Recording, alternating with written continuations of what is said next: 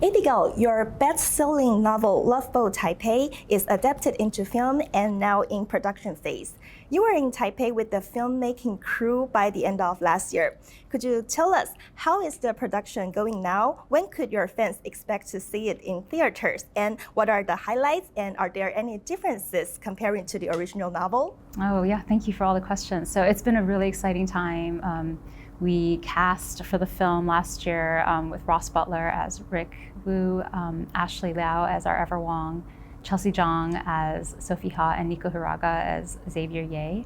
Ashley actually was just cast in the new Hunger Games movie, so I'm so thrilled for her. I think that's one of the hopes I'd had when the movie, when I was talking with producers in Hollywood. It's like I really want these 30 different characters in the book to be on the screen and then go on to be discovered into other roles around Hollywood, because that's who we are. Like we play many kinds of roles as a community. So that has been just like, I think the most recent highlight. I'm like so happy for Ashley.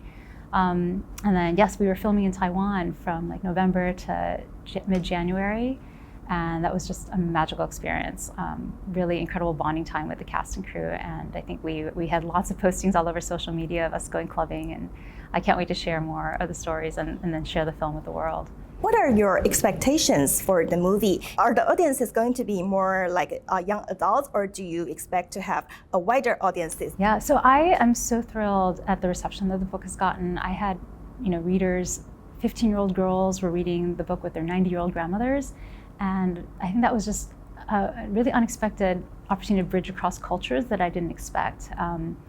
And to hear like different generations, different cultural generations have been able to like find themselves in the book. Like the grown-ups find themselves in the parents, but they also find themselves in these youth that are, some of them had those experiences, some of them went on Love Boat. I have readership across all ethnicities. And I think for many, many years, that's why there were so many years between Crazy Rich Asians and Joy Luck Club, is people like, well, are we going to have an audience for a movie? A movie is very expensive to make. And I think Crazy Rich Asians helped to break that mold and show like, no, there is an audience. People are hungry for diverse shows. And same with Shondaland's work, Hamilton, also like diverse cast, but general audience, and Love Boat Taipei.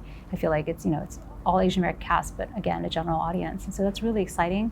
And the most important thing I think to just vote with our dollars and just show like, we buy the books, we watch the movies. The main character Ever grew up in Ohio, got into medical school, and as her parents expected, but deep inside she wants to dance. She was reluctant going to Taiwan for the program 海外青年暑期返国研习团 at 健谈, nicknamed Love Boat, to learn Mandarin at first. But later she found out some fun and got into some sort of complicated relationships. Could you tell us how much does Ever resemble to you? And could you also tell us what kind of forbidden things or adventurous things that did you do when you were in the Love Boat program? Yeah, so for those who aren't familiar with the Love Boat program, it's been around since the 1960s. It was started by the Taiwanese government to bring overseas Chinese youth to learn Mandarin and culture. And I was invited by the government to come I was a presidential scholar in high school, so everyone with a Chinese last name would get this trip for free. So I showed up not realizing that it was actually this notorious love boat where kids actually they fall in love, they find relationships. There are marriages that came out of Love Boat. My husband actually also went on Love Boat, although a different summer than me.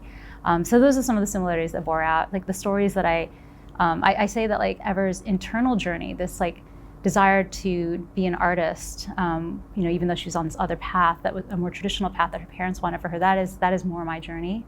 I went into law and finance, those are more traditional paths, but I secretly was writing on the side for many years, and it took me many, many years to have the courage to call myself a writer and to have the courage even to tell my family that I was doing it. And then as for the fun stuff on Love Boat, I definitely took glamour shots, but they were not naked ones. But I did see other people's naked shots. My husband actually sneaked out clubbing over the blue pipe, so that's where I got that story. I didn't even know there was this blue pipe that stretched across the Keelung River. So he and his friends climbed up like some service ladder, went out across the catwalk. And so in the book, my characters almost fall into the water. But I and my friends, we just actually snuck out the front door. And so I also have like scenes like that. We did a lot of dancing, and that's actually where I realized, I really love to dance. That's probably why I enjoy going out clubbing so much. And it tied into the theme of Ever being a dancer herself. And then of course going to the night markets and the tour around the island, and just experiencing that, like this is what this is my heritage, this is my family's culture, like all that, it was me. In the novel, there are Asian Americans from different parts of the country all gathering in Taipei. Some of them come from places like Manhattan or LA that has a lot of Asian Americans, as the character mentions. And there is Ever, who comes from Ohio, that think of herself more as an American but barely Asian. Her friend teases her as Twinkie. Do you think different geographic locations affect how Asian Americans see their own identity? And is it even more difficult to reconcile with the identity if growing up in a place like Ohio? Yeah, I think it is actually quite different. I didn't really appreciate this until I went to Harvard, and my college roommate was from Los Angeles, and I grew up in Ohio. I think, so my experience in Ohio is that I was very conscious of being Asian American because people were always asking me, what are you? And actually when I was little, someone said I was Black. They said that I was officially Black, like categorized by the school system. They said, my mom's on the school board, you're Black. And I remember being really confused by this because I'm like, I don't think I'm Black, and just trying to figure out, like, then who am I, right? And so I think because there was only one of me, I had to grapple with my identity. And I really related actually to Beauty and the Beast, where Bella just feels really out of place in this small town that she's growing up in. And I didn't realize until I left Ohio that the reason I was so out of place was we were immigrants there. And I didn't have roots there, and I came from a different culture. But because I grew up there, I also absorbed the American culture. Whereas my college roommate from Los Angeles grew up with all kinds of Asian Americans, and she knew all the differences among the different Asians. She wrote her senior thesis on the Chinatown Asians because they were different than her experience growing up in the suburbs. So she didn't have the same sense of, I think, isolation that I felt, and like I had a lot of, I was teased a lot. I did go through some bullying, and so she didn't have those experiences either. And so I learned a lot from like kind of that more, I think, healthy perspective that she brought to her sense of Asian identity. And then I think in her turn, she learned about like that experience of being marginalized from me. And we've worked together on various issues over time. The characters also talk about racism they have encountered in the US. For example, schoolmate pulling eyes, making Ever wants to have bigger eyes, or passersby yelling, "Go back to China," and the father chose not to respond. During the pandemic, we can see that hate crimes aiming at Asian were rising.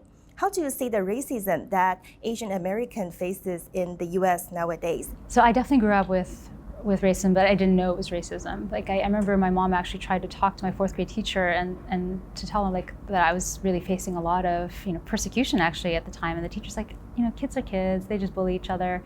And I think it went beyond that. So people would speak made up languages at me, or like as I got older, people would say, "Oh, you're like a porcelain doll," which I think I included in the book. And then of course, like as an Asian American female, I was both sexualized and also considered androgynous. Like I remember overhearing a conversation at work where they were talking about interracial dating right in front of me, and someone said, "Well, would you ever date someone of another race?" And everyone was Caucasian except for me, and they're like, "No, I'm just not attracted to them." And I remember I internalized those things. Like thinking, "Oh, I'm not an attractive person. I'm not someone who's lovable," right? And like I always felt there was a distance between me and a lot of people, and I didn't know why. But I think over time, as I would hear, like when I went to Harvard, when I went to places like Love Boat, and realized that, oh, this is actually a common experience, it's not just me, that was very healing. And I do feel like China becoming stronger economically and more respectable economically has been beneficial. I remember there were times when we go shopping when I was younger in Europe, and we wouldn't, people wouldn't expect us to be able to afford anything. And then like now when I go shopping in Europe, people expect that I'm like a crazy rich Asian, right? And so that's actually a positive change that's been impacted by changes in our relationship with China. But then you're right, like with the pandemic, that kind of reversed itself. And then there's a lot of blame directed towards our community. And it has been really, really sad to just see these random acts of violence against Asian Americans. And so in some ways, we are almost worse off in the sense that there's more violent behavior, and it's very blatant, and politicians sometimes feel like it's okay to say these things, whereas I think before it was a little bit more hidden and a little bit more in check, like, yeah, we're racist, but we know we're not supposed to be, or like we're trying not to be, right? And I feel like now, like some of those people are just tired. I think people are just tired from pandemic and frustrated and angry, and And once again, I think it's easy to scapegoat people, and some of that falls on our community. In the novel, Ever has a tiger mom, and her father seems more supportive. And in the end, he even chose the path that he wanted, probably encouraged by Ever. How real is the stereotype for Asian families like a tiger mom and a cat dad? And you got a lot of great academic accomplishments with degrees from top colleges. Is it part of the result of the great parenting job of your mom and your dad, plus your own efforts, of course? I didn't actually know anything about Harvard when I was growing up. I didn't know about colleges. Like, my parents were immigrants, and actually my mom's father, he cannibalized his college funds. He took his college funds and went to the Philippines and started a business. So in some ways, my family's inverted. Like, they're a little bit anti-intellectual, and they're like, we made the money based on our hard work and being clever in the marketplace. But my mom actually was one of the more educated ones in her family. She went and got her teaching degree. So maybe, that probably is some of the values that I absorbed. Like, we would do summer school with mom when I was growing up, and we really enjoyed that because that included like extra lessons, but also like cooking classes. We'd make eggs together and other things. But I don't actually think I really had tiger parents in the traditional sense, partly because of the way my mom grew up.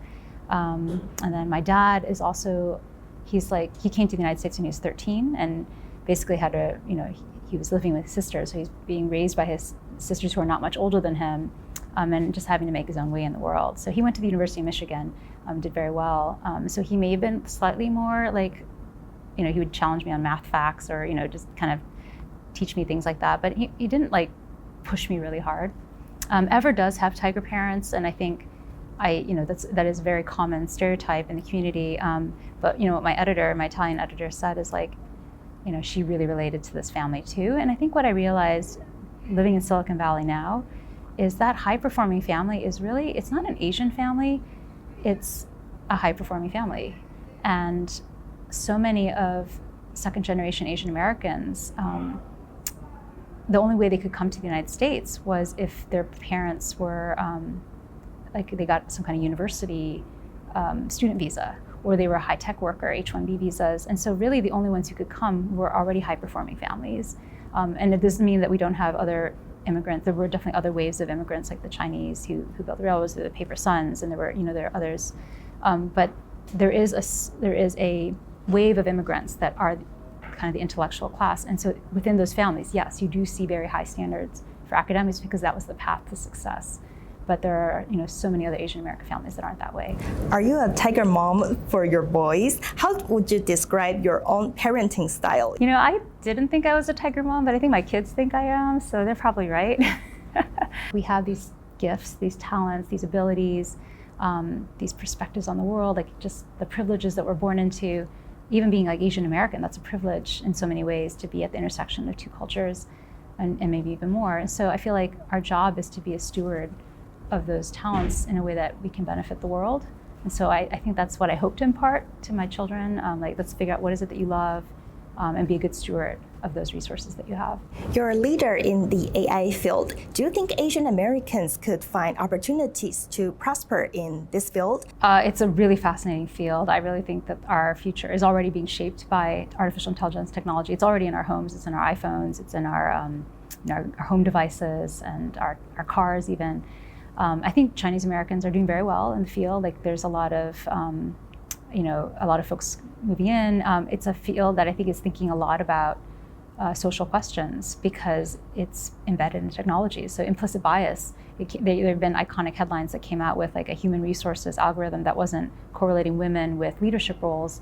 And so I think there's just really heightened attention being paid to like, okay, does this algorithm work on dark skin the same way it works on lighter skin? And so that is like, I think, a reason why we need more diverse people in the field, and we are seeing more and more diverse voices. We need more.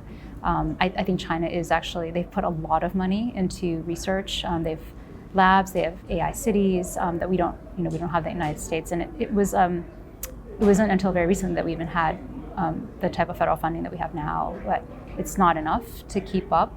But fortunately, we have a very robust private sector in Silicon Valley, and they're doing incredible things there. Any specific suggestions you would have for Asian Americans pursuing this field, especially girls that are interested in tech or AI? So I'm a part of this women's engineering WhatsApp group, right? And everyone's always chattering. They share information that's really helpful, like here's how you negotiate for a raise, or what's a realistic salary at this level, and how do you break in if you're trying to switch like your field within the profession, and just really valuable network. So I think make friends, network with each other, continue to build your capacity, just take classes. There's a lot of amazing online courses out there.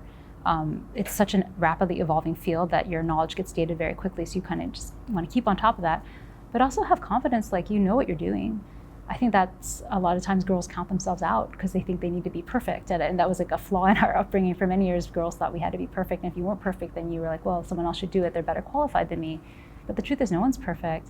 No one knows what they're doing in this rapidly evolving field, and so you with all your intelligence and your creativity and your ability to like problem solve, like all those things you'll just bring to the equation, and it's not going to be perfect, but that's part of the process. So to stick with it, I guess, is a big part of it.